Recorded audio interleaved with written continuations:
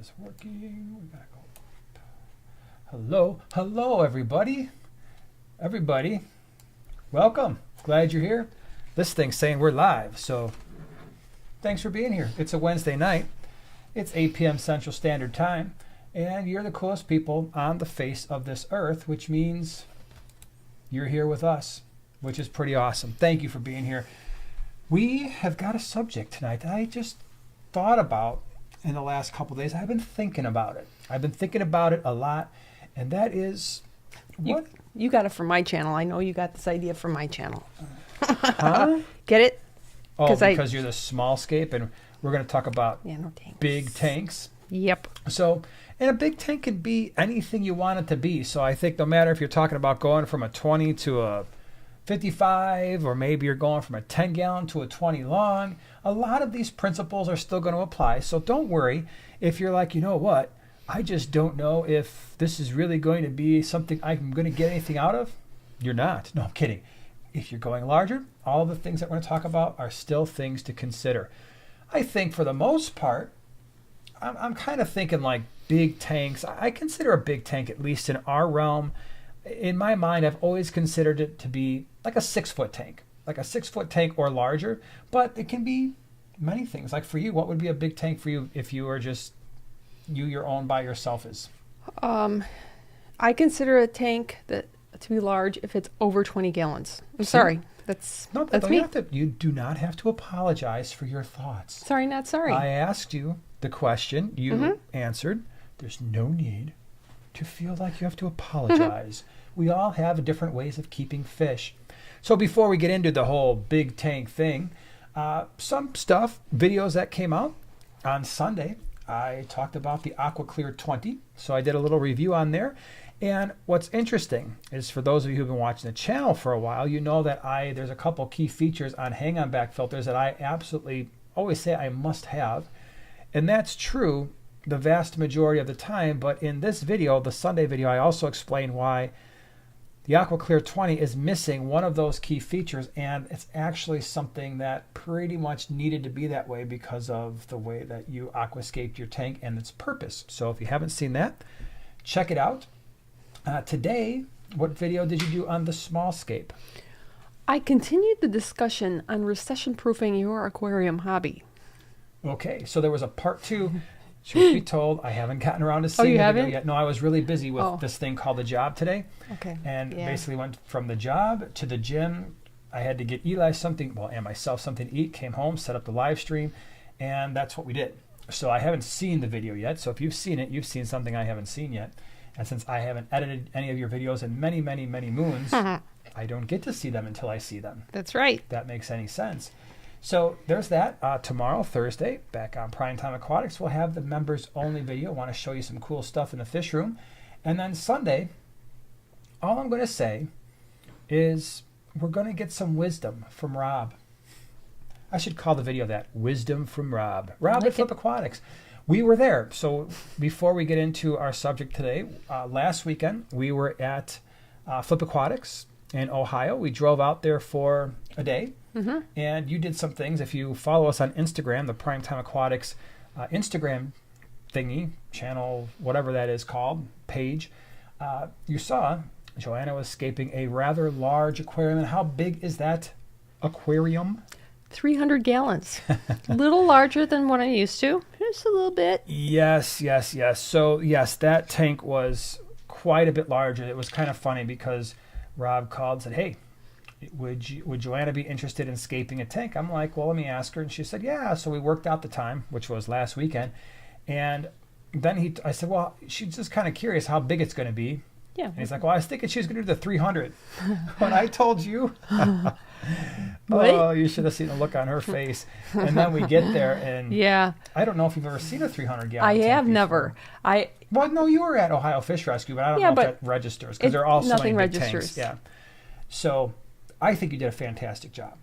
Thanks so much. And you'll have to watch Flip Aquatics YouTube channel to see how it turns out, because he's going to be doing some really cool things with the stocking, the fish stocking, because we did not get to see that. That hasn't happened yet. No. But when it does, it's going to be cool. But the whole point of that story is while we were there, I asked him some interesting questions that I thought would be cool to hear from the perspective of someone who's bringing in thousands and thousands of fish every single week, and I don't know how many thousands or tens of thousands of shrimp. And so he's got a very unique perspective that a lot of people don't have, and it's his job to make sure things stay alive the whole time that he has them, and making sure that people get fish and shrimp that they're happy with. So I wanted to talk to him about that. That one of those videos will be coming out on Sunday. Ted, thank you so much for the super chat. Really appreciate it. Or super sticker, the muscle making boss thingy. Aww. Thank you so much. Thank That's you. Cute. So where are we going to be? We're going to be in 2 places.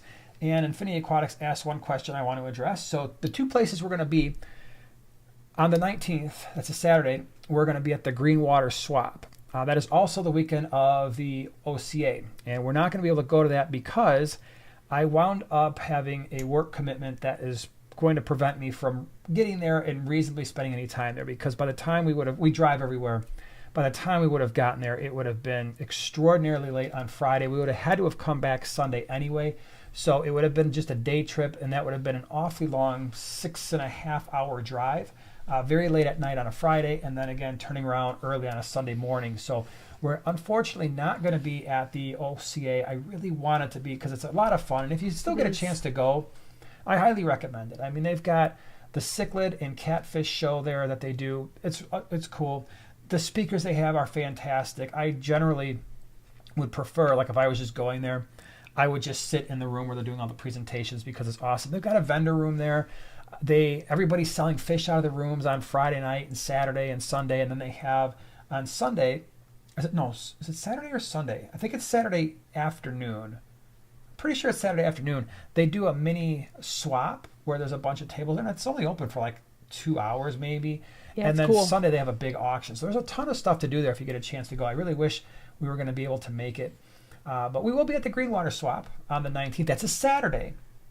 So that's the other thing too, is the Greenwater Swap. I mentioned this last week. It's not going to be on Sunday, and the location has changed. We'll update the website probably on some point next week, and we will update you with the location and all that stuff. And you can go on greenwateraquariussociety.org and get that info too. And then, of course, Sunday the 4th will be at the GCCA Swap. So that's the story there. Do you have anything you'd like to add? Any announcements? Any words of wisdom? No. Yeah, I just felt that wisdom just percolating in your brain case from here. It's still percolating. Yeah. Would you like to tell everybody what you were doing right before this? It was so exciting. A criminal. Oh my gosh. She was in court. I was night court. And she was a straight up, almost convicted criminal. It's civil. It's not criminal court. It's civil. There's a difference. So It was whether or not I was found liable or not. And of course, I was not, like all the other suckers, saps, people that had the same offense. Because She was at a riot. Did you ever watch Night Court?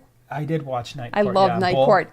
Bull Shannon and Harry. He just loved Mel Torme, but it was the same kind of room, and I was just sitting there. It was like the same thing. Everybody sits there and like waits your turn. Were you guys all handcuffed together? No, there was no handcuffs. I would have handcuffed everybody. It was very kind of boring, and you didn't even get to address it wasn't even a judge. It wasn't even a Your Honor. It was just a ma'am. But there was a prosecutor. It was a Your Ma'am. Prosecutor? Wow. Yeah, Did they really go after you? Yeah, they have a prosecutor, like they're just sitting at a desk. So maybe like to the I keep wanting to call her a judge or something. If she says, are there any priors, or she'll have him do something every so often, which was kind of funny. And then you had to unleash your rap sheet, huh? It was just a very boring parking thing because my dad has a handicap placard, and it was just I didn't have the current one. I just had the old one. So it's just kind of like, okay, thanks, you're fine. You can those keep going. Tickets they wanted to charge were like insanely expensive, and I get it. I mean, if you're breaking the law like that, you deserve to go broke if you get caught.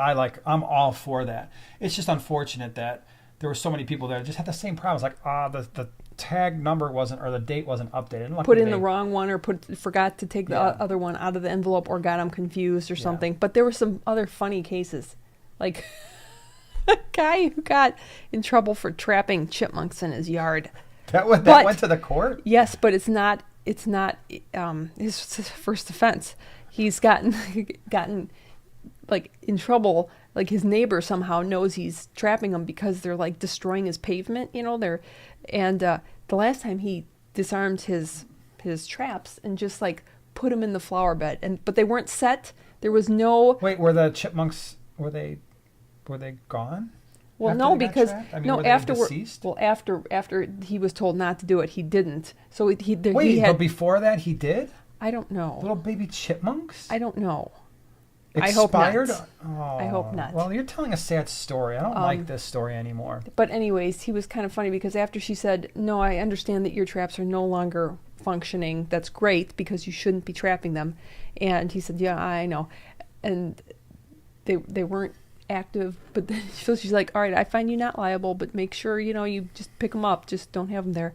But he continued to argue, but yet he was already found not liable. So it's kind of like move along. Okay. Be quiet. We have other criminals we have to deal with, like this one over here. So it was very entertaining. I plan on going to the next hearing just because. Wow, I'm sure you'll get arrested just for being there. Jay Oliver, thank you so much for being a member the last 13 months. That's pretty darn cool. Hey, Fish family, as always, I hope everyone is doing well and staying healthy. Good to see you guys. Well, it's nice for you to be here. Thanks for being here. That's cool. So, yeah, big tanks. Big tanks. This doesn't, again... The things that we're going to cover, it really doesn't matter if you're going from a 10 to a 20 to a 55, a 55 to a 210. Again, when I think big tanks, in my mind, I'm thinking like 6-foot tanks or larger. And so some of this is going to apply to a large tank, but most of it is not. I would say one of the number one things, if you are considering going larger, and this is going to sound so simple, but it's not. Do you really have the space? A lot of people don't necessarily assess the space issue correctly. And what they wind up doing is they wind up putting this tank in an area where things are hard to get to, especially if you're going to have a larger tank, or maybe it's a tank that is going to be wider. So for instance, height is always something that we consider when we're going from one tank size to another, and how long our arms are. Do we have to get up on a ladder? Like that 300 gallon, to put stuff in that tank, we were on a full-on 6-foot ladder, and it was like we were leaning over, getting rocks and wood in there. And I know you said after a day your tricep was sore because you're constantly holding myself up. So there's that issue, but there's also this other issue that people sometimes don't fully appreciate, and that is, so when we talk about tanks, we have length, how long it is, 6, 8, 10 feet, right? So whatever. Length times width, right? So front to back times height. That's typically how we measure length times width times height. That's how we measure dimensions. The length is obvious. Like, oh my gosh, I'm going from a 4-foot to a 6-foot tank. That means what it means, right? Height. Okay, I'm going from a tank that's 20 inches tall, like 55 gallons, like a 21, 22-inch tall tank, somewhere in there. Okay, now I'm going to a 125. There's a couple extra inches there, and it's going to be a little bit harder to reach. The one thing that people overlook is width. When you go from like a 55 gallon, it's only 12.5 inches wide. It's actually fairly easy to do fish tank maintenance and do all those things, and to catch fish and to adjust things and to get around and grab stuff that maybe falls behind the tank. When you're dealing with a tank that's like, let's say 24 inches from front to back, right? 24 inches wide. That's a bigger deal. That becomes much more difficult to reach the back of the tank if you want to put something there or catch fish, or you have to deal with filtration issues. So you really want to make sure you've got the room around the tank to work, because sometimes it's a lot easier to get to something when you walk around the side of the tank when it's not right up against like a back wall and a side wall. So it's just something to keep in mind. Think about how much space you realistically have to work around the tank. Now, again, if you're going from a 10 to a 20, it still kind of applies, but it's not nearly as big of a deal. Next thing, most people consider this, although I've seen some people who don't, and that is weight. Be very careful here. We have gotten questions in the past, how much weight can a floor hold? And the answer is, I have no idea, because I am not an engineer. I am not a carpenter. I don't do a lot of carpentering except for fish tank stands. It's always better when you have a larger tank to put the tank perpendicular to whatever floor joists you have. So you've got more floor joists that are going to be bearing the weight of that tank. But as far as, hey, can my floor hold a 4-foot or a 6-foot or an 8-foot tank? I don't know. You'd have to find somebody who's a structural engineer, or at least somebody who's used to dealing with building structures to answer that question. Realistically, the other question is, oh, hey man, is my floor going to hold a 55 gallon? Well, another way to think about that is if you had 200-pound dudes standing there, are they going to fall through your floor? Probably not, right? Generally speaking, we're talking about with rocks and all kind, the gravel and everything. A good estimate is about 10 gallons. About 10 pounds per gallon. So if you've got a 55 gallon, just figure safely it's going to weigh about 550 pounds. That's the stand, that's the lights, that's the rocks, the wood, the water, everything. Okay, so as you start getting into these bigger, larger tanks, the 6-foot tanks, for the most part, if you're dealing with reasonable store-bought tanks, the smallest tank that's going to be 6 foot reasonably is about 100 gallons. So it's about 1,000 pounds. Usually you're getting into like the 125s and the 150s. So either 1,250 pounds, 1,500 pounds. It's a lot of weight.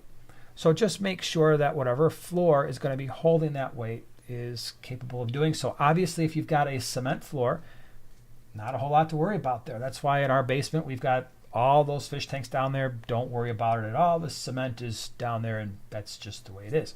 So just be aware of what's your floor like. Is it already kind of like sagging somewhere? Is it a house that's 200 years old?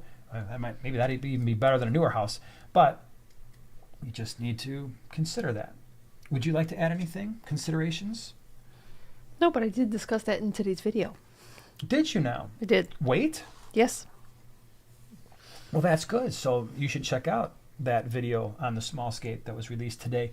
I think another big thing, and maybe you've mentioned this before, I know I've mentioned this a number of times, is when you're getting that larger tank, and this is really true of any tank, make sure you put it in a place where you can actually enjoy it.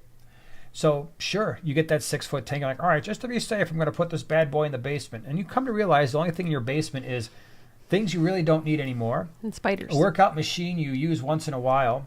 Maybe the laundry room, and you're like, wow, this is a really great tank that now, after about 2 months after it's not new anymore, I thought I was just going to sit here in this chair I plopped in front of the tank and just use it and chill out. I basically only look at this tank when I need to feed the fish, and I'm not maintaining it the way I'm supposed to because I never actually see it or enjoy it. And again, that's true of any tank. It's true of a 20. If you're going from a 10 to a 20, it's true if it's your brand new first tank ever. It's true of large tanks. If you don't put the fish tank in a place that you're going to be around on a consistent basis, eventually what's going to happen is you're going to neglect it, ignore it, and it's going to turn into a mess and a source of stress for you. So just keep that in mind. I think, and this goes directly with what you've been talking about the last 2 weeks, cost, right? You've been talking about inflation proofing your hobby. These large tanks are doing the opposite, because what a lot of people don't realize, especially if they're newer, let's say you get a 20-gallon tank, and that 20-gallon tank, it was a kit. It was a 20-gallon standard, and on sale, you went to Petco or PetSmart, and you found this thing, probably $75 on sale is a reasonable price. You got the cheap little heater and the filter and the plastic lid with the light already connected to it. You got most of what you need. By the time you get the decorations and everything added in, you might be into this thing for, a couple $100 reasonably? Okay. The problem is a lot of people think, okay, if my 20-gallon tank costs me $200, then reasonably a 55-gallon might cost twice as much. That's not true. As you go larger, the cost escalates more than it's not proportional. When you get above a 125 into the 150s and above, especially the 180s and above, the cost goes up astronomically because that glass gets so much thicker and the construction has to be so much better, and you can't necessarily put these large tanks on really cheap manufactured stands, so those get more expensive. So it's not like, hey, I'm going from a 75-gallon up to a 150, it's just going to double my cost. It's not. The tanks are far more expensive. The stands are far more expensive.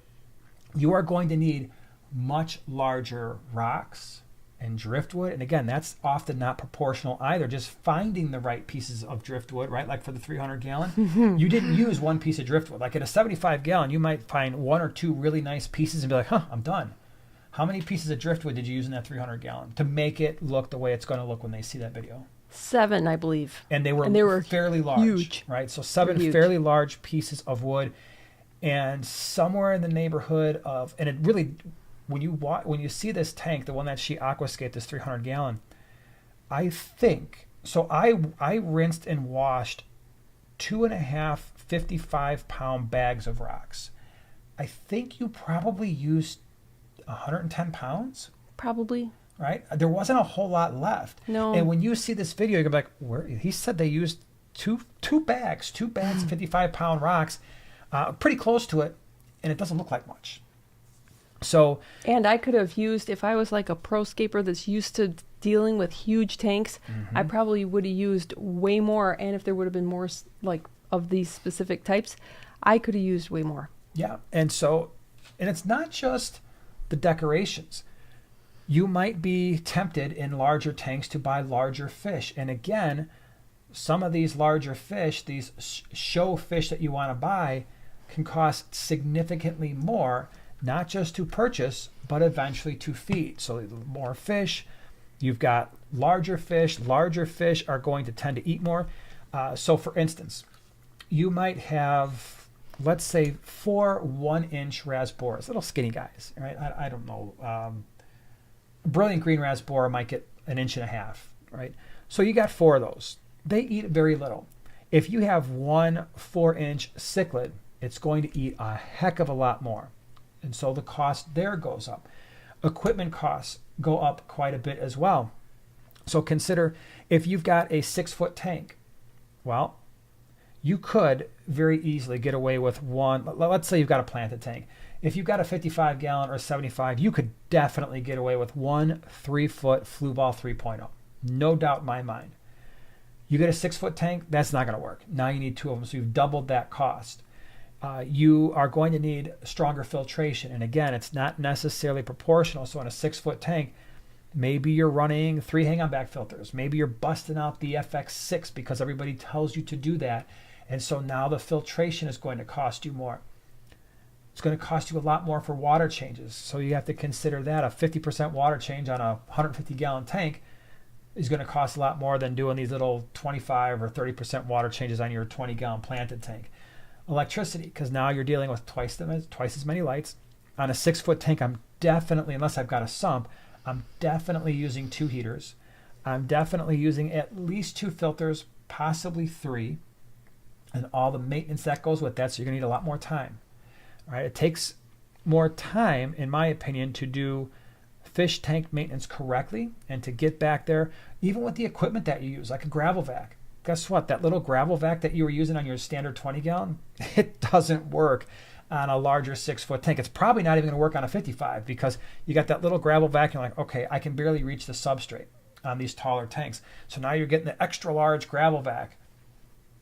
The other thing you have to consider when it comes to maintenance, and this is crazy important with a larger tank. If you hear nothing else, hear me now and believe me later. Someone will know what that's from. Hear me now and believe me later. All right, so let's see who gets that one. By the way, real quick, Rachel, thank you so much for being a member the last 2 months. Jones in for a 125, thinking about Pearl Gourami and Bleeding Heart Tetras. Yeah, that would be sweet. I'd put about 20 Pearl Gourami in a 125. It would be really stunning. Awesome. That would be really stunning. So, I left you on this cliff note. Hold on, I need a drink of water before I mention what you need to hear now. If you've got a large tank, it is extremely important to be near a water source in your house, a sink, a tub, something. Doing little water changes on a 10 or 20 or a 29 gallon and using buckets, whatever. It's not ideal. It stinks. You can't do that reasonably with a 75 gallon. Be such a pain. But you get into a 6-foot tank, it's game over, man. You're not going to want to maintain a tank if you're trying to do water changes with a 5-gallon bucket and you're like, oh, I've got to do a 25% water change on my 150 gallon. Oh crud, that's like 37.5 gallons. So I'm going to walk these 8 buckets back and forth. You're going to be dead after about 2 months of that. You're not going to want that tank anymore. So some type of water changing system. Most of you have seen our water changing system, but it's for a fish room, right? So our gravel vacs go right into PVC. Our PVC runs along the perimeter of our basement. You can slip the gravel vac right in. That all drains right into a floor drain. There's no carrying of anything. The hose that we have is directly from the sink. We can just latch it on the side. It fills up. We're not carrying anything. So you do have to consider a Python water changing system. They're fine. The Aqueon, I think they're Aqueon ones that Petco and PetSmart sells. We use those for a long time. Those are fine as well. But you're going to need something, because buckets, when you get a large tank, trust me, you don't want to do that. It's going to be horrendous. Something a lot of people don't consider with a larger tank. What happens if you have to move that tank? And I'm not talking about, oh, you know what, we're moving houses. A lot of people have to deal with that, but you should consider it. What happens if you need to get to the wall? There's outlets behind the wall and something happens and you got to get back there and the tank has to move. What happens if you're redoing the floors? What happens if you have to paint behind there because, we're painting this room? Do you have the means to move a 6-foot tank? Even when you drain it, right? Most people, if they're going to just move a 6-foot tank just slightly, like out of the way, minimally you're going to have to drain it. But keep in mind, probably in a 125, you've still probably got around 100 to 150 pounds of substrate in that tank, not to mention the rocks. How are you going to move that tank if you need to? So just consider that. And if you have to get rid of it, know this: with the larger the tank you have, the harder it's going to be to sell sometimes, and the bigger hit you're going to take. That's just, I've seen a lot of people, they buy these 150s, 180s, 210s, 220s, 240s, 220, 221, whatever it takes. They get these tanks, they set them all up, and then something happens, life changes, and they have to sell them. Well, you have a much more limited audience and who's going to buy that size tank, and usually you're going to take a massive hit, right? So just know you're not, and obviously the money you lose is going to be much greater than if you're selling a 20 gallon. Like, okay, well, I lost half the money on my 20 gallon. Well, whatever, you lost $100. You lose half the money on a 210. It's like, dude, I just lost $1,000. That was not cool. Ouch. Yeah. So those were just some of the things, and I'm going to shut up now about that situation, but those are some things you should consider. Did anybody get the hear me now and believe me later? Yeah, Hans and Franz. I'm going to pump you up. We're here to pump you up. That's old Saturday Night Live from way back in the day. That's classic. Yeah. Sean, thanks. Wow. 2 years? Old school. That's awesome. Wow. Thank you. Hey, Jason. I have a 125 gallon in a mobile home. I put support under the trailer to help with the weight and have a 90 gallon, 275s, 55, 30 gallon, and 320s in a trailer. That's cool. See, that's the kind of information I find very interesting.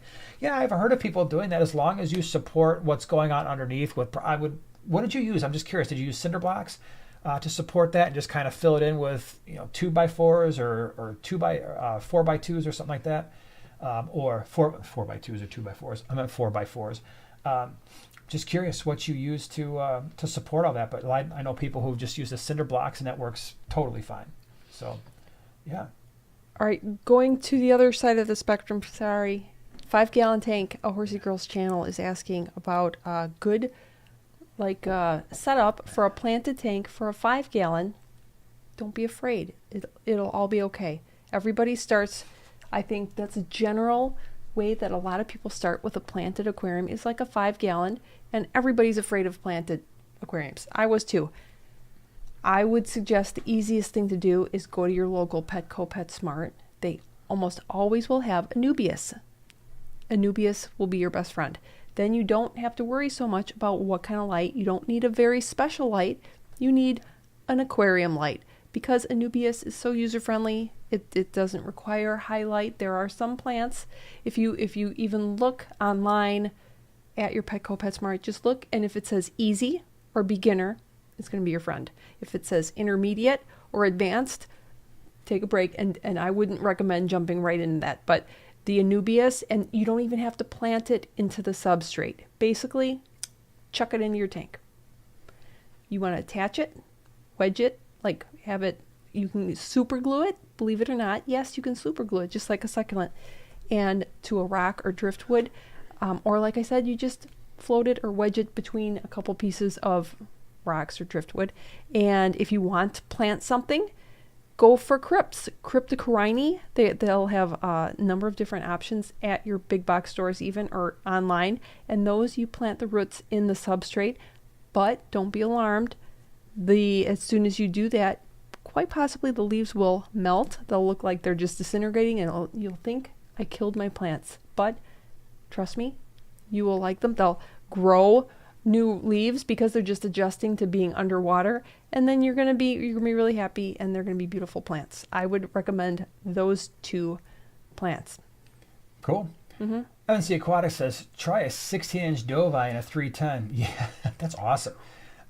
At that point, you've got yourself like just a water dog there. I'm sure that's pretty cool, but what a messy fish, right? I mean, I'm sure you're feeding that thing some stuff and it's stirring things up. Are you running bare bottom, or does it have substrate? Because those guys love to just dig giant divots in substrate and stir a lot of things up and break heaters and rip apart intakes. Not on purpose necessarily. They just do it because they're big and they're not thinking straight sometimes.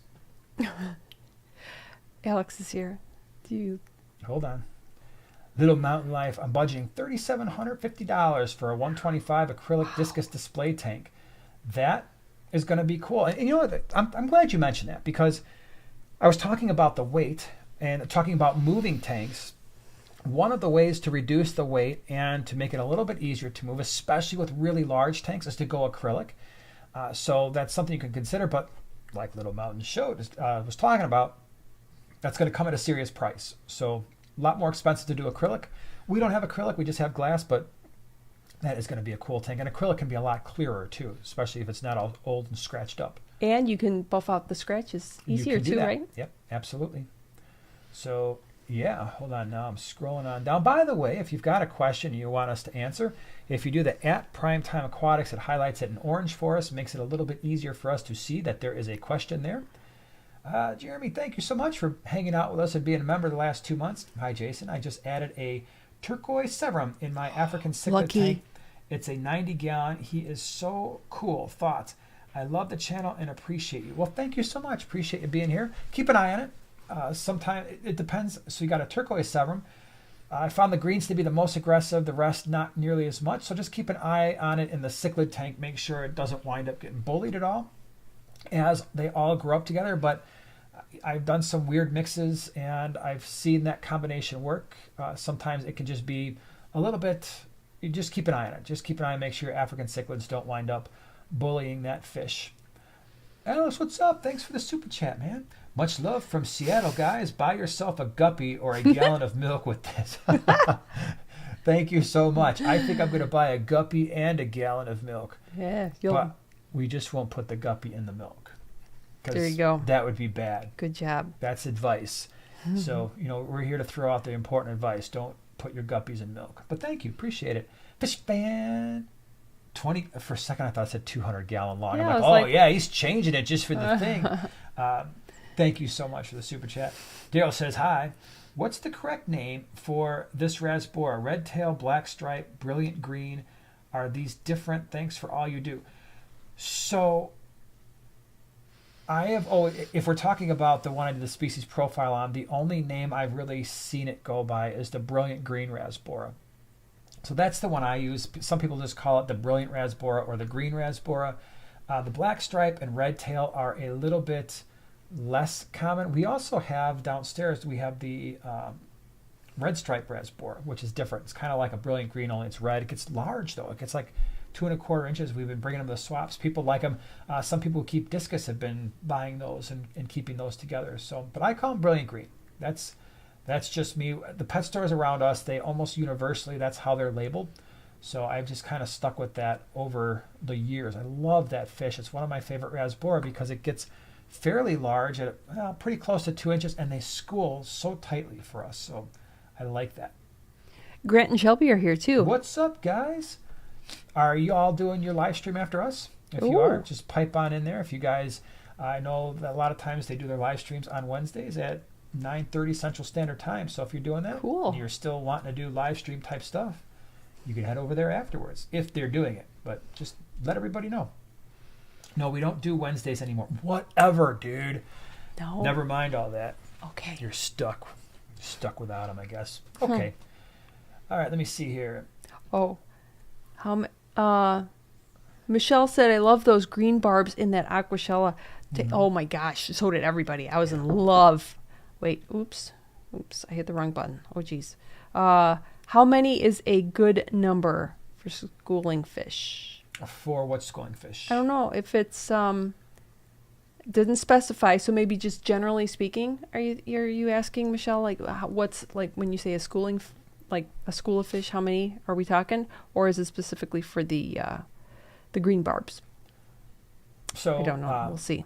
Pip says micro predator fish. If you're asking for a good one, you've got a great one. Yes, I do. And what one is that? Heterandria formosa. Micro predator? Yeah, they're micro predators. That's not what I thought you were going to say. I know, but that's not like a. Well, the better one is the one that Batis asamensis. Yeah, so like the scarlet batis, it's not that fish. It's the same genus. It's Batis is the genus. Asamensis is the species name.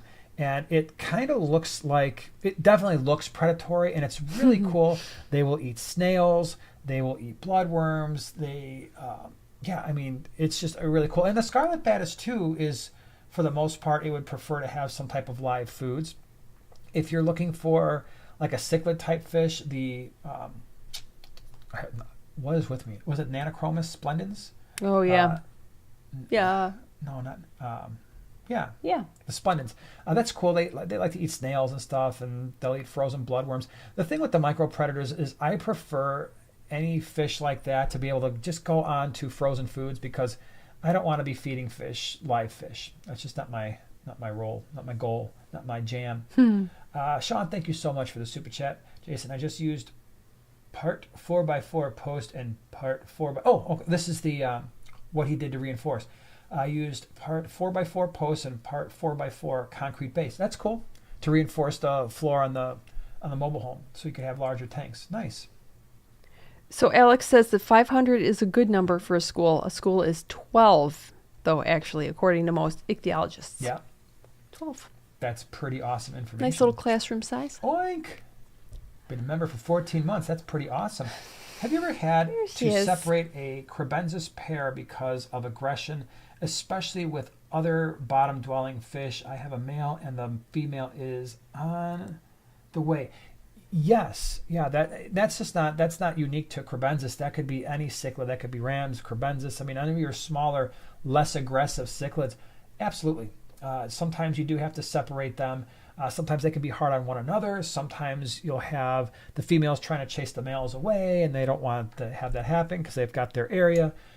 They'll be hard on other fish when they're protecting, even if they're not currently breeding. If they've got a site, a potential breeding site, they can get a little rough with one another. I always tell people, anytime you're keeping a pair of cichlids, regardless of the size or their standard temperament, just be careful when they pair up. They're going to become more aggressive. That's why people ask all the time, how many angelfish in a 55 or a 75? That's why my answer is always safely 1. Because one is not going to try breeding with itself. I mean, and it's not going to be protecting an area, where if you get a pair, they're definitely going to do that. So, it can happen. And then you just got to keep an eye on it and figure out what you want to do as a result. Rink has a question. Cool. Oh, and then also pea puffers. Great micropredator. Yes. Yeah. All right. He says, let's see. One dwarf rainbow fish has Popeye. Do I need to separate him, or should I treat the whole tank? Never had this before. It's a bummer, Rink. So for Popeye, I would probably just separate him. And then keep an eye on the rest. But a lot of times for me, we've got an electric blue car right now. I just noticed this morning has Popeye, and I'll probably pull that fish out, throw it in a 10-gallon. First of all, it's going to be a lot easier to treat 10 gallons of water than like ours is in a 125. A lot of times that Popeye, they'll do something, they'll hit something. Like in that particular tank, the fish, the Vieja in that tank tend to freak out, which then freaks out the electric blue acara, even though they're not freaked out by me. It could have bumped something. It might not necessarily be the typical, oh, it's a water quality issue, bacterial infection. It could be an injury. Pull it for right now, treat just that fish. And then if you notice any other fish starting to get that issue, then you can treat the tank. But it's not generally one of those things where Popeye, all the fish are dead. It's just Popeye and one fish, treat that one, and hopefully it'll be okay. Pip says, anyone good tank mate suggestions for peacock gudgeons? We did a video. I did a video. One of the first ones I ever did.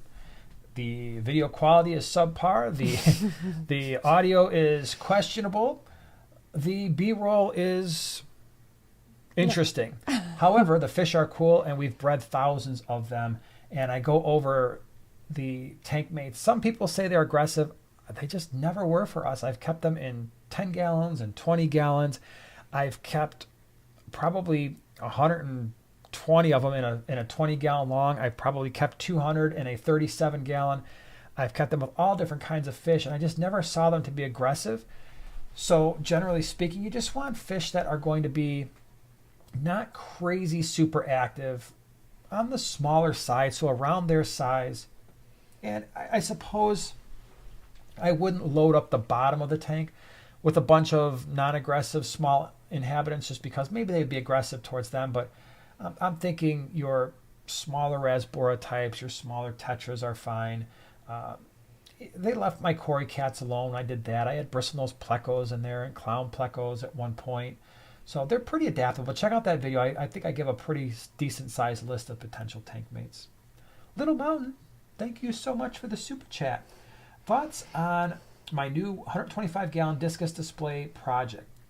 Clear for Life 60 by 18 by 24 acrylic built on a slab in wall between great room and bathroom. All right, that's cool. I like where you're going with that.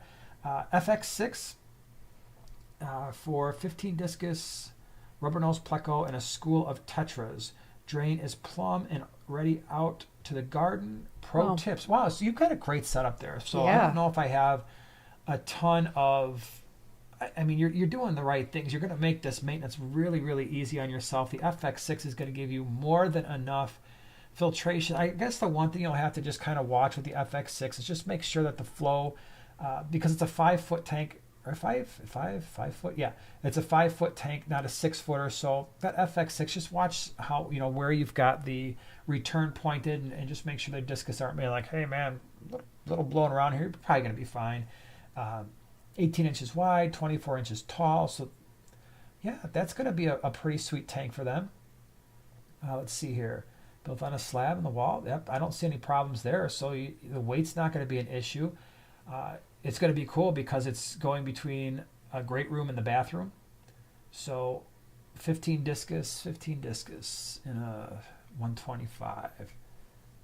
Yeah, I think it's going to be a cool tank. Rubber nose plecos. The only thing I don't remember with the rubber nose plecos is their temperatures. So I can't remember if they like the warmer temperatures. School of tetras, you can do rummy nose, you can do cardinal tetras, you can do standard neons. Will all be sufficient. They'll do fine with the warmer temps. I just don't remember the rubber nose. I mean, I know the bristle nose will go that high because I've had them at that temperature before without any issues. Also, there are some really cool plecos that will definitely enjoy warmer temperatures. There are some rather large cory cats. You have to kind of search around, but that would prefer temperatures in the 80s. So that's going to be a cool tank. When you say large cory cats, how large are you? Large cory cats, some of these cory cats will get 2.5, 3 inches. Wow. So not as common, kind of expensive, but if you're getting 15 discus, who cares? I mean, they're not going to be as expensive as your discus. So True. Yeah. But love it. I think it's going to be cool. What do we got? Oink. Oink says, thank you for assisting me with my question. I purchased the Nigerian red male at an auction. Seller reached out to me and offered me the female. I did say yes, but hesitated at first. Oh, let's see how they do. So, see how they do. Keep an eye. I mean, all right, so let's back up a second. You realize you have 2 pairs in that 20-gallon long, not one? Yeah. So, one of her pairs, she's got an albino female with a standard male. They already bred. They've had babies. Have you shown the babies on your channel? No. I know. Well, there's not as many babies anymore because you didn't pull them out, and there's all kinds of I wouldn't have been able to. Small fish. With the rock work? Are you kidding? Yeah. So there's black neons in there. You still have what are those, shadow cats? which love little live foods. So, and they're really fast, like they're super fast. Yeah. So you had other crebensis. So whatever, if you had 30 babies in there, I think I see 2 or 3. Oh no, I think I maxed out at 5 or 6. No, I saw quite a few in there the first time you told me. Yeah. So, and they don't just have 5 or 6. With your eyes? With I spy with my half-blind eyes. Yeah, there were quite a few in there. So you've got 2 pairs in a 20 long, and they're fine. They're not allowing each other to get past the midway point, but they're leaving the tetras alone. They're leaving the shadow cats alone. So they're not crazy aggressive, so you might be fine. I wouldn't stress too much. Just keep an eye and see how they do. Click says, I have one mystery snail that likes to float around the tank often. Any concerns? Yeah, it's not generally speaking a thing that most mystery snails will do. I wonder if there's a little bit of air trapped or if it's just maybe getting sick. So check water parameters. Just make sure no ammonia, no nitrite. Nitrate's less than 20 parts per million. And yeah, start there. And as long as that's okay, then just keep an eye on it. This leads to another question. I had a large mystery snail die in a 55-gallon. How much water should I change? It depends on whether or not there was any adverse side effects. So is the water cloudy? Then I would probably, if it was in there for a long time. So first of all, mystery snails, when they die, it's one of the nastiest smells that a fish room or a fish tank can produce, is a dead mystery snail. It always was, oh my gosh, when we were breeding those things, like one would die, and if you didn't catch it right away, which if you've got 100 mystery snails in a 20-gallon, sometimes you don't, all of a sudden the water starts to cloud up a little bit. You can always tell in a tank like that because the mystery snails will start going towards the top of the tank and just hanging out there like, oh, something's wrong. But you'd pull those ones out that were finally deceased, and the smell, just trust me, put that thing in a Ziploc bag, get it out of your house because it's going to smell. Hold on. That's not cool. It says reconnection successful. Hold on. Are we back? Excellent connection. All right. Well, I'm sorry for that. Something just weird went dead real fast. So let me go ahead and repeat the whole thing, 'cause I don't know where that went. Just saying dead mystery snail. Shiver. So dead mystery snails, yeah, it can be a little messed up in terms of if your water's cloudy, change a decent amount. I'd go 60, 75%. If there's no ammonia, no nitrite, your nitrates are still normal, I wouldn't worry about it all that much. So that's how I would roll with that. I don't know why the internet just did that, but it did. But we're back. And thanks for not going away when that happened. That was horrible. Stupid internet. Go ahead. Alex says that you should move a bunch of juvenile big cichlids into an aquascape tank just for a photo shoot. I'd love to see it, but I don't have large fish fry handy. We're not. Yeah, our fish room, when it first began, there was a lot more cichlids, and there still are quite a bit. I'll always have peacock tank. I'll always have an Abuna tank. I'll always have my Lake Tanganyikans, but we don't have, we haven't been breeding cichlids lately, so we actually don't have that many that we could move around. For the most part, at this point, our Lake Malawi cichlids are confined to 2 tanks, the 75-gallon Abuna tank and the 125, and that's not even pure. What is going on? So, I don't know what the deal is with that. Now it just totally crash banged again, man.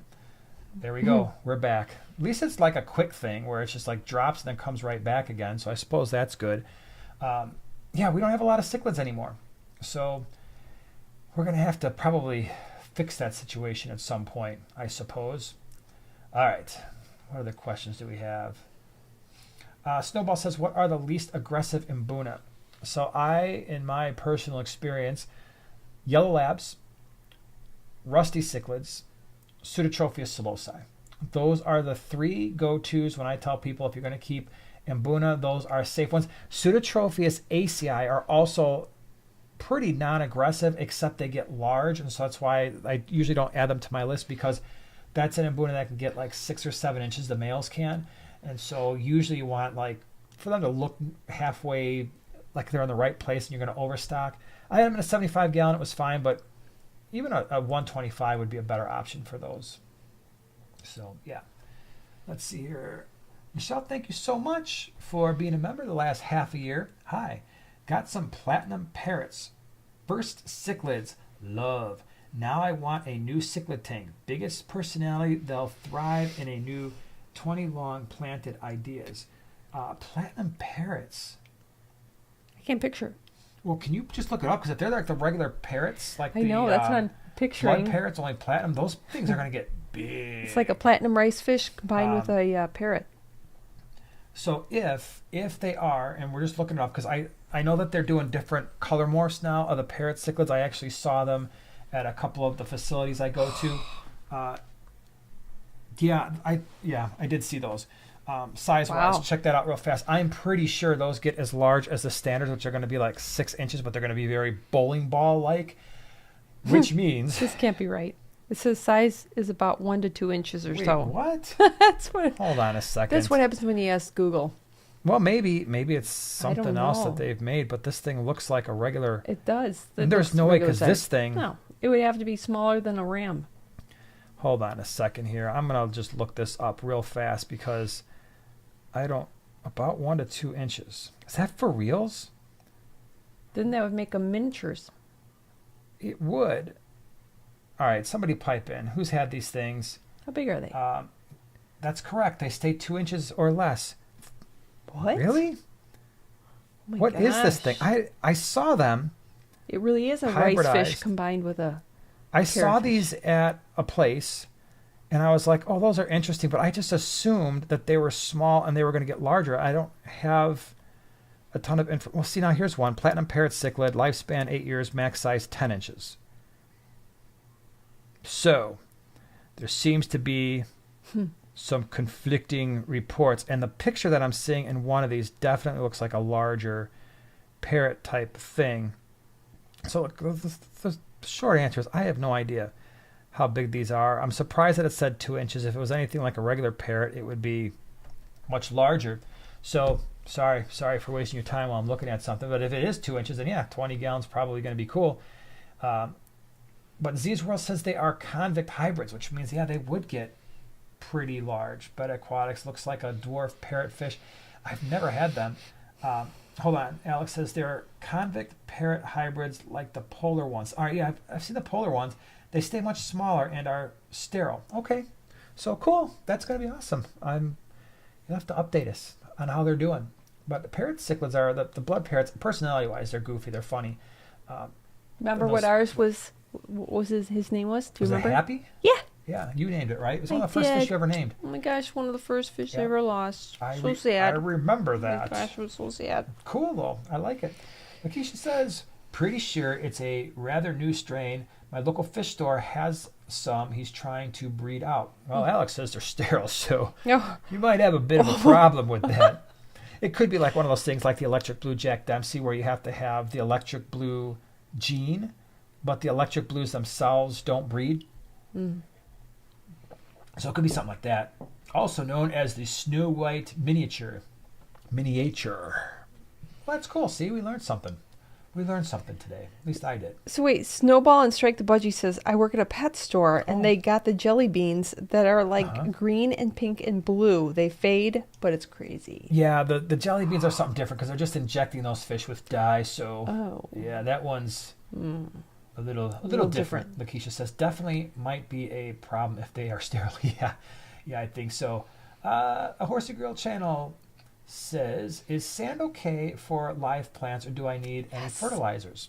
Sand is great. Sand, I know, at least for a lot of the beginner plants, crypts, sword plants. Not in the 5-gallon, you wouldn't put a sword. No, I'm just saying the rooted plants that you typically find at a Petco or PetSmart, they're all fine in either sand or gravel. I've never had an issue growing them in either one of those substrates. And also be like, oh, you can't grow plants in sand because it's too compact. Oh, you can't grow plants in gravel because the gravel smashes their roots or something. It's just not true. I mean, They're look at our very fish room. resilient. We grow all kinds of plants in both sand and gravel. Now, the question about the fertilizer, yes, whenever we set up a new tank, so like when we set up these tanks right behind us, when we set them up, we put in root tabs for the plants that need to get the nutrients from the substrate. So the root tabs go in, but then we never put them in again. Because again, for the beginner plants that we have, they grow slow enough that the fish waste that falls to the bottom or that kind of stuff, especially if it's gravel, feeds the roots just fine. But usually the first time around we do. This is a great question. Alice B says, can you talk about setting up a large sump for a large tank? Well, I don't have any sumps, so I'm not one that would be like, oh yeah, here's all the tips and tricks you need to set up a sump. I will say, if I had a large tank, that would be what I would do. And if I ever move away from sponge filters in the fish room, most likely what will happen is I will run sections of tanks on a sump because it would handle all that volume. So sumps are cool. I much prefer a sump over a canister filter. And I think I talked about this either last week or the week before. And that's simply because a sump is much easier to maintain to me than a canister filter would be. And you have so many more options with the sump, especially if you put lights down there. You can grow aquatic plants, you can grow pothos, you can use that to pull nitrates out of the water. Your heater can go in the sump, although some canisters, now have an inbuilt heater, a heater that's built in. It's a lot easier to change if you're putting a filter sock on there or a filter faucet, it's so much easier to get to than a canister filter. So you don't have to worry about it leaking as much, because once you crack that seal you keep cracking the seal on a canister filter, eventually you wind up with, like a lot of people do, it's like, all right, I got to put the canister filter in a plastic bin because I don't want water on the floor when it leaks. Not all of them leak. I'm just saying every canister filter I've ever had started to leak, so no canister filters for me. Mark K. Pets. Can an Oscar live well in a 60 breeder? So 60 breeder is just like a 75 gallon, just a little bit shorter. And if not, stocking ideas. 60 is the biggest I can do in my home. Well, that's a great tank. So you have a great tank. I would not put an Oscar in the 60 breeder. I probably wouldn't put an Oscar in anything less than a 125, just long term.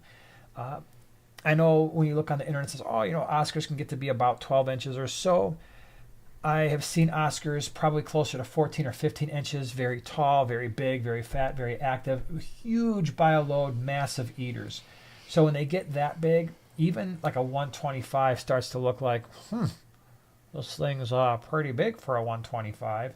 So, yep, I would just stick with I would do something else. So in a 60, you still got a lot of options. I mean, in a 60 breeder, you could still do an Mbuna tank if you want to do cichlids. You got most of your Lake Tanganyikans except for Frontosa, which I definitely wouldn't do in a 60. But you've got all your shell dwellers, your rock dwellers, your feather fins from the Lake Tanganyikan side. So there's a bunch of options there if you're looking at cichlids. You've got, a 60 breeder. You've got some of your middle-sized South and Central Americans. So you've got your firemouths. What else we got? You got your smaller ones, crebensis, apistos, rams. What else? A lot of your what are the Nanacara or Nanaluteus? Sorry, Nanaluteus. That's a pretty cool fish. The Nanaluteus, that's the ones with the blue eyes. Yeah. Those are pretty sweet. Your keyhole cichlids, curviceps. So you got some cichlid options there. Some of your Geophagus, like your Geophagus tapajos, I think would be a good option there if you're looking for cichlids. Delta Charlie says, I'm having trouble growing crypts and dwarf sage and sand. I am using a mix of API and Seacom root tabs. Gravel before was no problem. That's interesting. That is interesting. I don't know. I don't know much about the dwarf sage. I don't. Do we even have that in our fish room right now? No, but I used it in the flip tank. Oh, okay. Crypts, yeah, we've grown lots and lots and lots of crypts and sand. Yeah. I don't know what's going on there. I don't either. You're using root tabs, so that's not a problem. The root tabs are fine. API, Seachem. And it's not just melt back? Like it's not melting? And yeah. Weird. I don't know. That makes two of us. Something strange going on. Zen is here. Hi, Jason and Joanna. Late, but here to hang out with my fellow primates. Well, thanks for being here. It's better late than never. You got it. That's what we always say. Victoria's here, chilling. I love the 60 breeder. Yeah, you got a cool one. I got one in my room with a pair of crebensis. Used to be some purple spot gobies in there, too. Those fish have moved around a lot. Gobies. Yep. They keep putting a whooping on our fish. which I don't understand because the purple spot gobies in our fish room, they're like, they just chill out with a bunch of mollies and leave them. Why do they eat the babies, but they leave the adults alone? And in her area, they're just whooping everybody. Like, what did you give me? She's like, this purple spot goby. She's even got it like down now. She's like, first, they eat the dorsal fins. And then they eat the actual fish. And I'm like... Really? Yeah. And I'm like, I don't know. They don't touch any of our fish. No, they just sit there like lumps. I must have given you some purple spot gobies that are like got a few screws loose. Sorry about that. Yes. That's so weird. Not cool. Let's see. Rob says, do you have that thing you left? Oh my gosh. Yes, I do. Remember... We talked about the thing I left in the truck last week, and I said this week we were going to get it out. I left it in there again. Did you? All right, hold on a second. You know what I'm going to do? I'm going to set a reminder. I promise. I mostly promise. Boy, between the two of us. Next week. Oh, all right, next week is the 16th. I need to... as we speak, I'm putting a reminder. Get truck...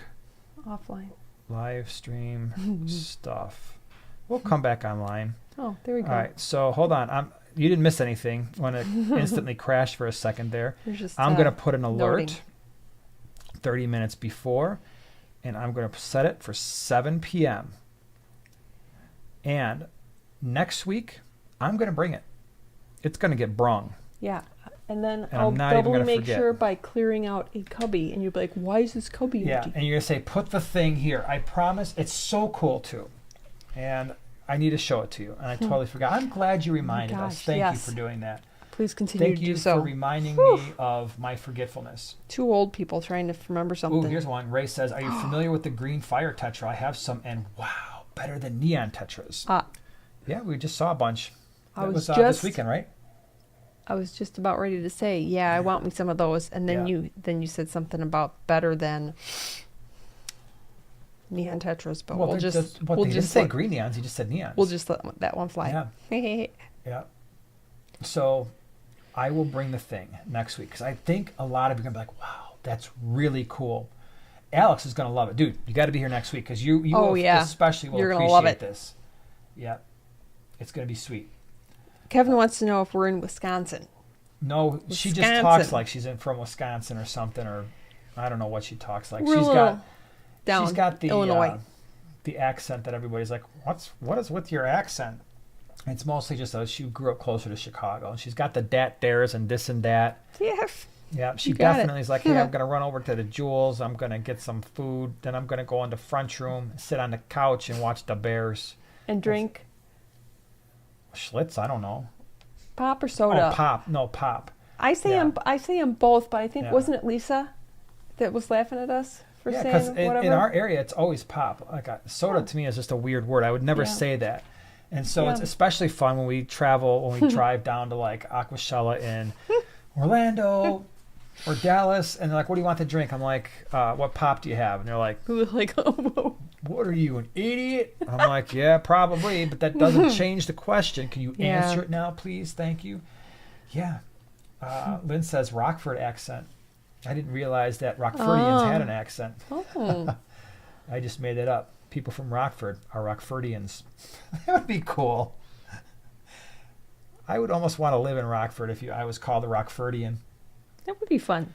Yeah, Lucas says, are there any special foods you can give fish with long or fancy fins? I just got cauliflower swordtails and want to make them happy. Aww. I don't know if there's anything special just based on their fins.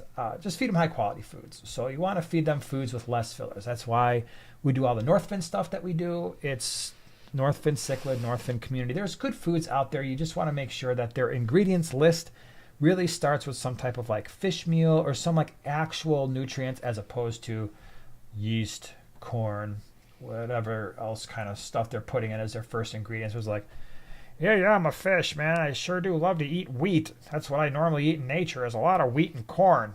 There's corn everywhere in the lake, and I just love that corn, man.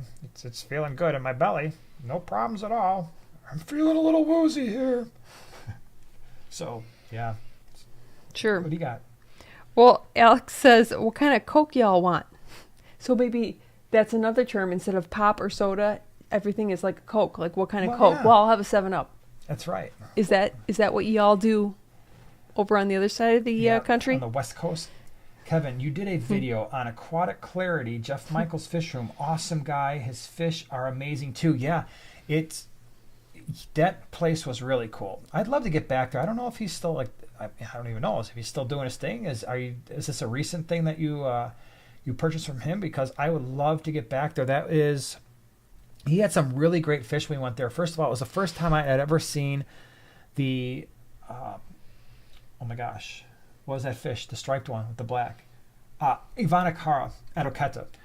So Ivanacara, it was the first time I'd ever seen those. He had big ones in probably like a 150 with some wild angels. And the tank itself, if you just looked at it, you'd be like, what the heck is this thing? Because it was like the back was covered in like green algae, but it was very wild looking and very natural. And the fish were amazingly healthy. So he had really cool angels. He had some tanks in there where he had mixed angels, geophagus, and discus, and they had been that way forever and ever. He had some really cool rare plecos. So Aquatic Clarity, at least when I was there, he kind of specialized in the South and Central Americans, like the Epistos, angels, geophagus, a lot of those types of fish. But yeah, if you never checked out that fish room tour, it's an older one, Aquatic Clarity, Jeff Michaels' fish room. Highly recommend. Check it out on our channel because there's some cool stuff going on there. That was the first time I'd ever seen a Pistogramma panduro, and then I got a group of them because, not from him, but it was from a rare fish auction, and really liked those. Oh, Cozy Cat. In Australia, we call pop soda soft drink. Oh, okay. Soft drinks. Yeah. Uh-huh. Okay. I think that's kind of how we might have grown up. James says, I call pop Pepsi.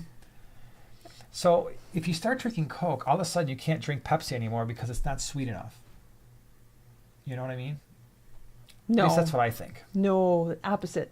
Pepsi is not sweeter than Coke. Yes, it is. Coke has got to be like Coke 100% just sugar. Well, they both are. Can but you guys no, tell her? Pepsi, I think that Pepsi tastes sweeter because I think that it tastes less carbonated. Coke is... I just think it's bland. Like the Pepsi's bland. No. So first of all, we're not big pop drinkers. You have to understand. But I'm just curious. Who prefers the Pepsi and who's a Coke person? Yeah. And So, who likes RC? The second floor is like Pepsi is way sweeter. Thank you. I don't know. Thank you, Shannon. Alexander, I'm on the Coke team. I don't know, man.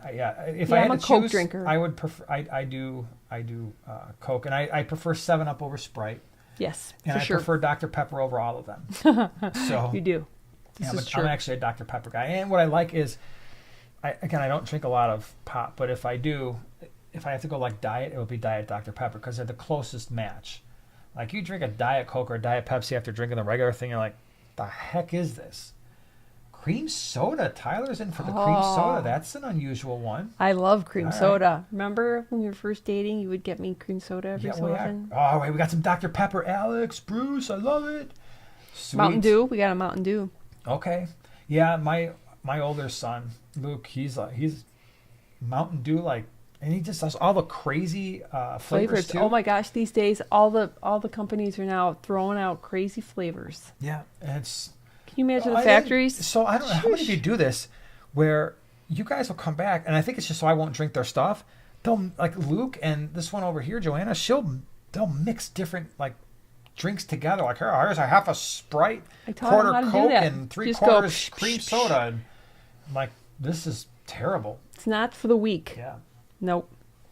Oh, Dennis says here in the Philippines we call them soft drinks too. All right, so it must be.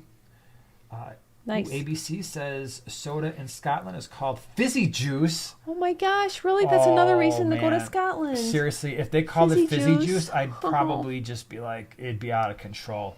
Be like, give me a fizzy juice, please. I'll take 10 fizzy juices. Is there a fun fizzy juice there that we don't have over here? And is it a different fun name? They should just have a brand here just called fizzy juice. Yeah. Why doesn't somebody do that? There's an idea for somebody. That's so much Invent fun. fizzy juice in the United States.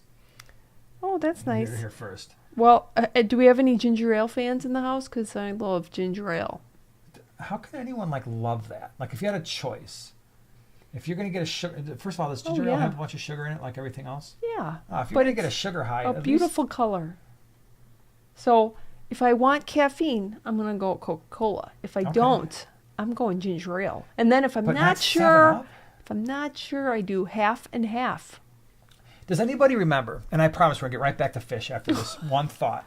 Yeah, a little sidetrack. I had a shirt. Does anybody remember the 7-Up commercial where he had the shirt and it said, make 7, and on the back it said, up yours. So make 7 up yours. And he's like, hey, I just brought him a new logo. Make 7 up yours.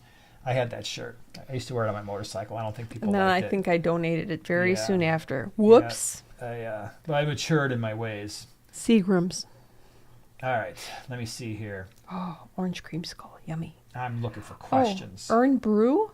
It's a Scottish soda. It tastes like orange creamsicle. All right, Sebastian's trying to get us back on track. We appreciate that. Thanks. On the topic of big tanks, I just bought a 40-gallon breeder. Would be able to keep angelfish. If not, what would you guys recommend?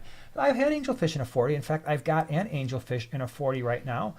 They get pretty, so it depends. The veil tails, no, because they get way too tall for a 40 breeder. A full-grown angelfish, even the non-veil tails, can start to look a little bit cramped in a 40 breeder. I'd say it's pretty close to the minimum size, and it's not so much. So 40 breeders actually, what is it, like 47 or 48 gallons? So it's not actually 40 gallons.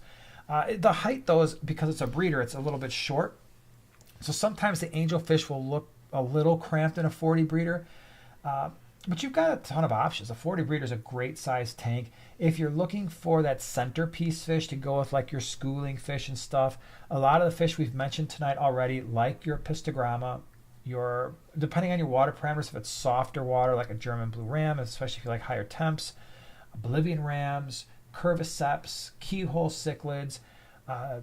You could do Geophagus, the smaller ones, not the larger ones. Geophagus tapajos stays small. You could do that. The larger Geophagus, like the Altafrons, Wine Milleri, those types get too big, but a single Geophagus might look pretty cool. So, yeah, I mean, those would be good centerpiece. And then if you do those types of, if Geophagus would require slightly larger schooling fish than like the curviceps and the keyhole cichlids would. The other ones that people often overlook because they're a little bit harder to find, Guayana cara. Like we have Guayana cara sturgiosi in one of our 33 longs. Love that fish. So that would be another one. They kind of have a Geophagus-like body. They have more of like a, not as much pearling, but they're really, really pretty fish. So if you look at the Guayana cara, Guian cara, that would certainly be something to consider. Yeah. Do geos school? No, not really. I mean, so sometimes they'll stay kind of together, but they're not schooling per se. Oink wants to know, what's the closest soda pop, etc., that's the closest in color to the green neons? Now, I would first think Green River. There's actually a green Coke, or like, not green Coke, but like a green... Green River. I would actually, but a lot of times green neons aren't actually green, so I would guess it would probably have to be one of the Mountain Dew flavors. Yeah. Kevin says Jolt, LOL. I remember that stuff when I was a kid, man. We used to think we were all cool, like, hey, man, let's go to the 7-Eleven and get some Jolt Colas. Because, you know, your parents would be like, you don't drink that Jolt Cola. It's got too much caffeine. And we're like, we're going to drink 3 of them in a row. And be all crazy, thinking we were cool, like it was actually doing something. Yeah. All right, so let's see what else we got here going on. Kevin says, how's the Aqua Clear doing on your guys' rimless tank? It's doing great. Mm-hmm. So we've got the flow turned all the way down. It's doing its thing. It blends in really nice. So yeah, so far so good, but it's still new. And we'll do an update like we do always. We'll give it about 6 months or so. And sometimes that 6 months turns into a year before I actually do the update. But yeah, we'll do it. So far so good. No complaints. Mm-hmm. Baja Blast. Yeah. Mm-hmm. Do you know that I used to get in the summer the Gatorade? I forget what flavor, but it was the prettiest color of mint green. It was beautiful. Well, thanks for sharing. You're welcome. And we'll remember that too, Greg. Oh, wait. Secret History says, I had that 7-Up shirt. Yeah, it was... I really like that. Horsey Girls, you ride motorcycles. Yes, we do. Between the two of us, we have 3 Harleys. So, an Electric Glide Limited, an FXDR, and a Softail Slim. Yep. We were out last night, and it was chilly, to say the least. It was refreshing. It was, 45? It wasn't so bad the first 10 minutes. It got a little colder. Because I had the FXDR, which is, if you're familiar with motorcycles, the FXDR doesn't have any wind protection. It's all up in your face. At least you've got the windshield on your Softail Slim. Yeah, it was a little chilly. If I had the big boy out, the Limited, it's got heated grips, and it's got full fairings front and top and lower. Top and bottom, that would have been far less cold because generally speaking, there's no wind hitting me at that point. Could you make a video on how to cycle a brand new tank with only chemicals? What's your favorite brand of chemicals? I did a video on how to cycle with chemicals, and that chemical, I guess it's not really a chemical, but that product being Fritzime 7. It's got live nitrifying bacteria. At this point, to me, there's only 2 ways I would ever cycle a tank ever. Way number 1 is using cycled filter media from a pre-existing tank that has not experienced any disease recently. So obviously with 70 tanks, we can just whip out a sponge filter, slap it in a new tank, stock lightly. The other thing that we've done dozens of times is set up a brand new tank. The filter is not cycled at all. Dump in Fritzime 7 or Fritz Turbo Start that has live nitrifying bacteria that will eventually adhere to the filter media and the surfaces, and do all the ammonia conversion to nitrite, nitrite to nitrate. With that, the minute you add that stuff, you can stock a very small number of fish because they'll start producing ammonia, and that will feed the microbes. So that's the only 2 ways I ever cycle tanks these days. I saw a question. Did you? Yeah, and it was a good one. How fun. But then I lost it. Uh-oh. That's not fun.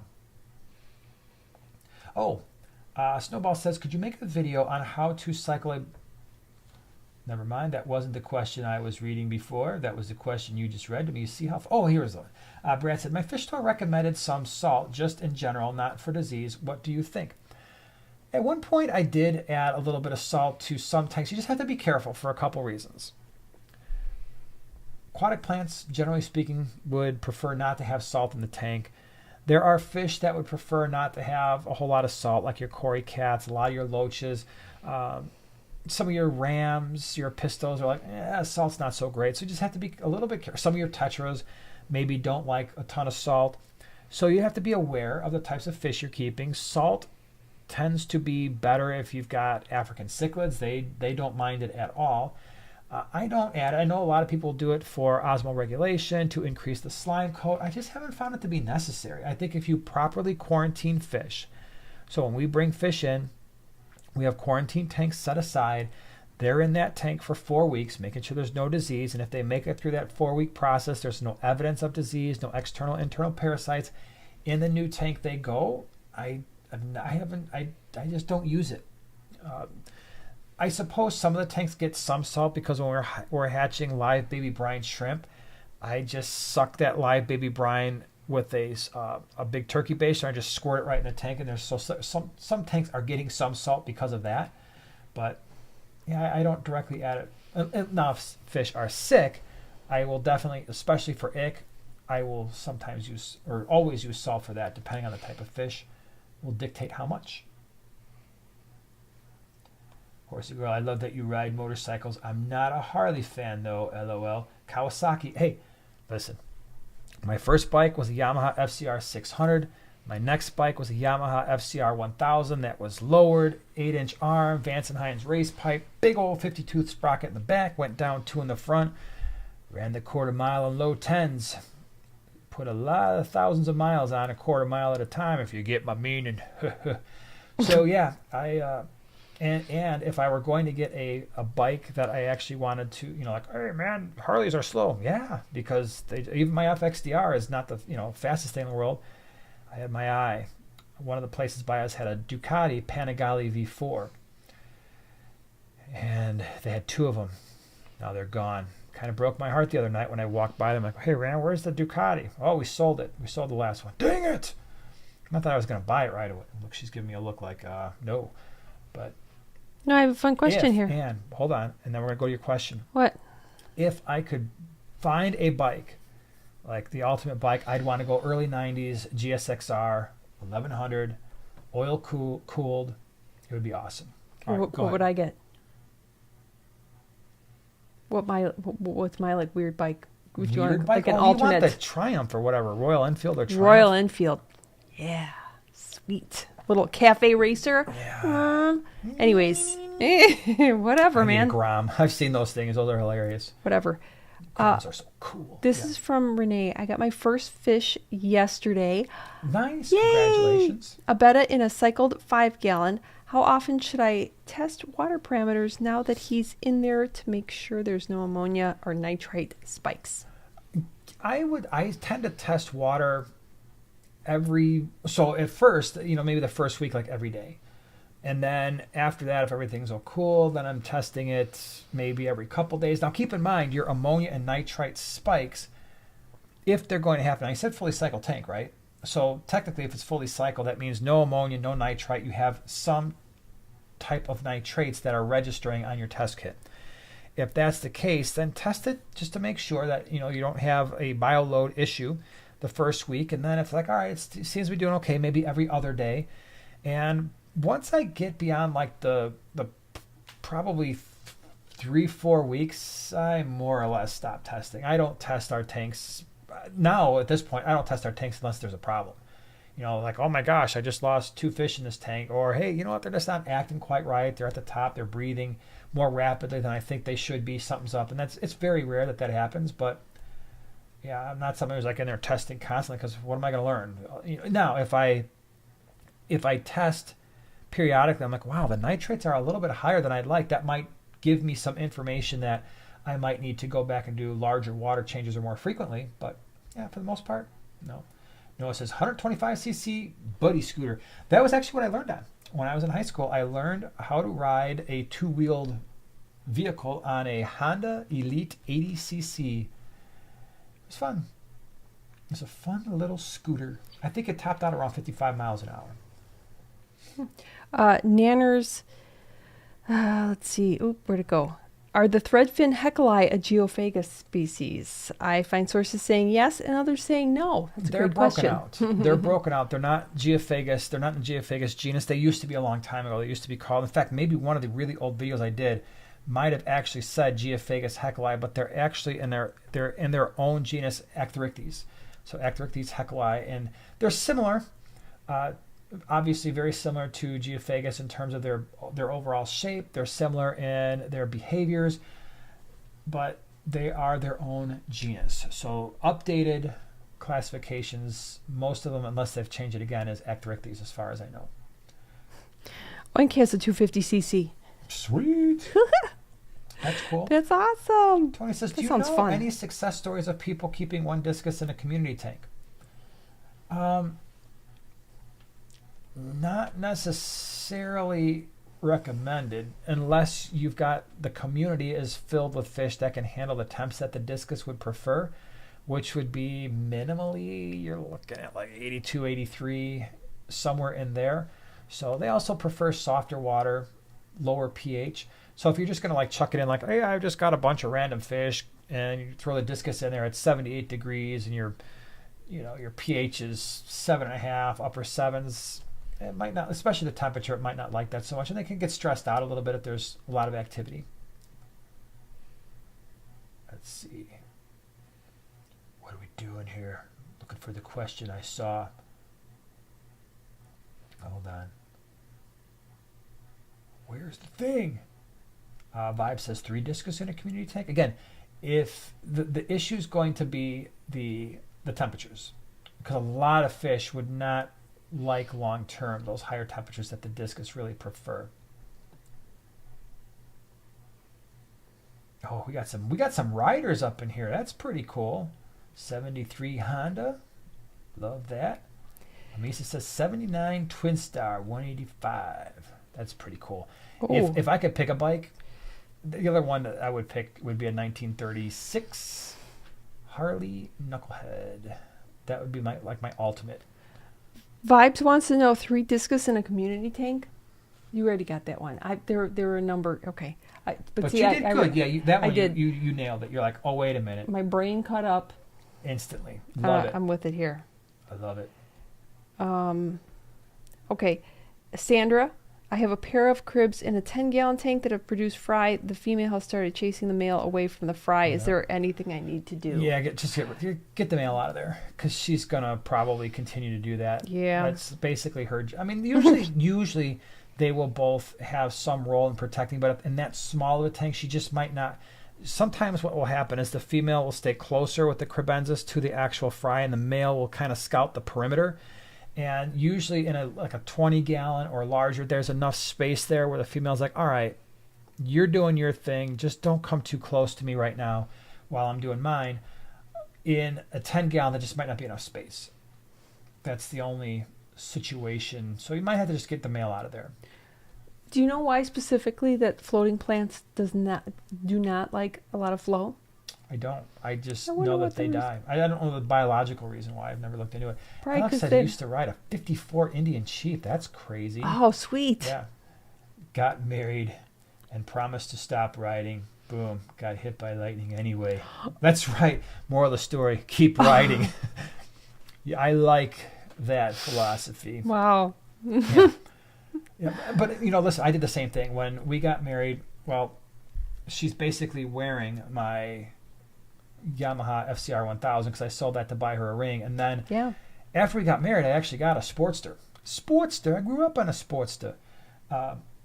So I got a 2003 Sportster, and then I rode it for a while, and then you were pregnant with Luke, had the baby, and I still had it, but I found that I was just too concerned about what would happen if my child, who was very, very small, something happened. So I stopped riding for a pretty long time until actually I would rent bikes from time to time, but last year we started again. So kids are older now. They'll remember me.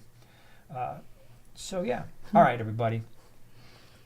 I think it's about time to call it an evening.